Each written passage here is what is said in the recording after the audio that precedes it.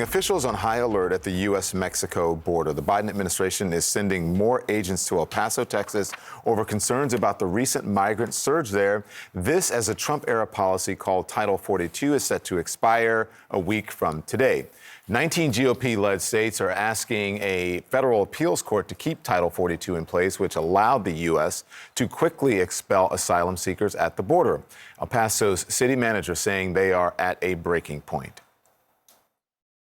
Title 42 going away with the numbers we're seeing today is a true emergency for the community.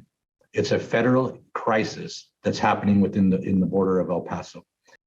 So let's get straight to CNN's Ed Lavandera live for us at in El Paso, Texas, I should say. Ed, good morning to you. You have been on the ground in El Paso. What are you seeing there? Well, as the city manager there alluded to, there's a great deal of concern about what is going to happen next week if Title 42 is officially lifted. Right now, over the last few days, what we have seen is about an average of 2,500 migrants crossing the border into the El Paso area. This is separate from the issue of Title 42. And what we are hearing from officials here in El Paso is that shelters are over capacity. The processing centers with Border Patrol are also over capacity as well. So that is raising a great deal of concern about what is going to happen next week. And city officials here are sounding the alarm. What we need to do here, I think, is much more than what we're doing at this point. We need people to step up. We need to stop pointing fingers. We need to work together. We need to collaborate, and we need to make sure that we keep folks that are passing through our neighborhoods safe, while also keeping our communities safe as well. And Don, the Biden administration is predicting that if Title 42 is lifted, there could be as many as 9,000 to 14,000 people crossing the U.S. southern border next week. That is what they are preparing for. Officials and the DHS officials said yesterday they are sending more agents here, and as well as 1,000 processing officers that will help handle the number of people that are coming across the border. But there is a growing sense of concern about what is going to unfold here next week, Don. Ed, where exactly are these migrants looking to go, and where would they go after being deported?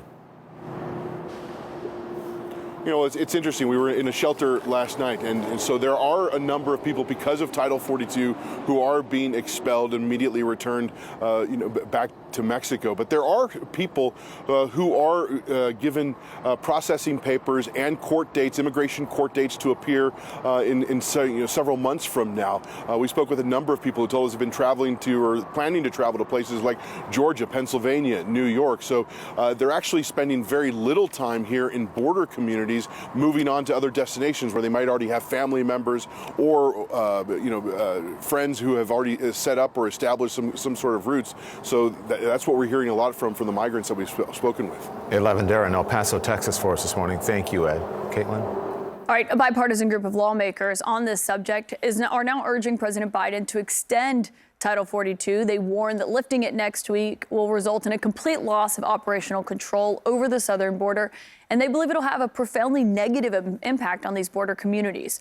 One of the lawmakers who represents those communities is Texas Congressman Henry Cuellar. He represents a southwest border district and joins us now. Congressman, if Title 42 ends as scheduled, how much more difficult does managing the migrant crisis become, do you believe?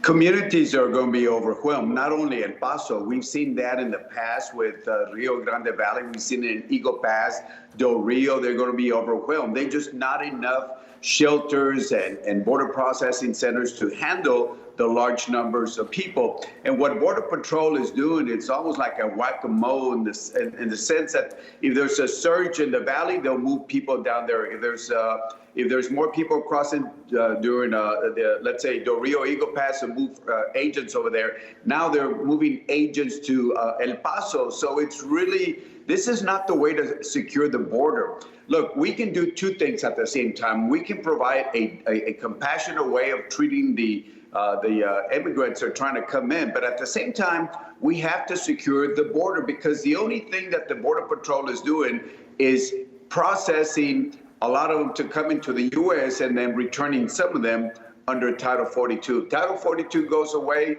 this is going to just open up a lot of large numbers of people coming to border communities. And do you think the Biden administration understands that sense of urgency?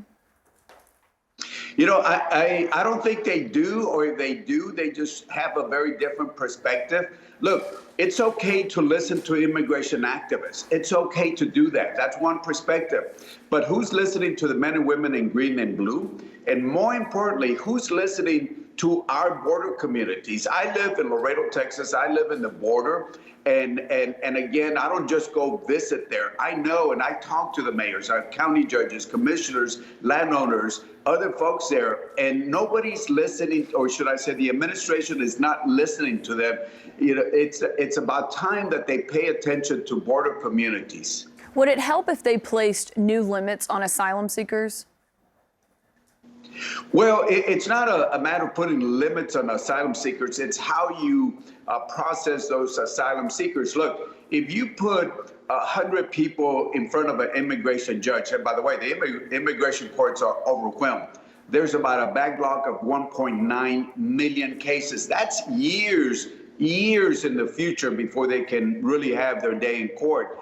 But what we're looking at is if you put 100 people in front of an immigration judge, 88 to 90% are going to be rejected. So why are we not doing this? Why are we not saying that if there's an asylum seeker coming in from another country and they pass a third country, and I've been talking about this for about 4-5 years, where they can seek asylum somewhere else. Why is the U.S. the only place that they can get away from persecution? There's a lot of countries on the way over here that they can ask for that, or they can do it in an orderly process, ask for asylum in one of our consulates or embassies abroad. It's got to be orderly.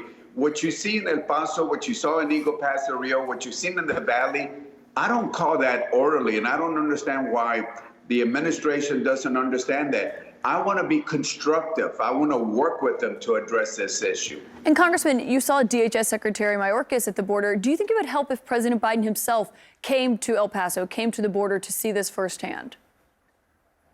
Look, yes, absolutely. I think, I don't know why they keep avoiding the border and say there's other things more important than visiting the border.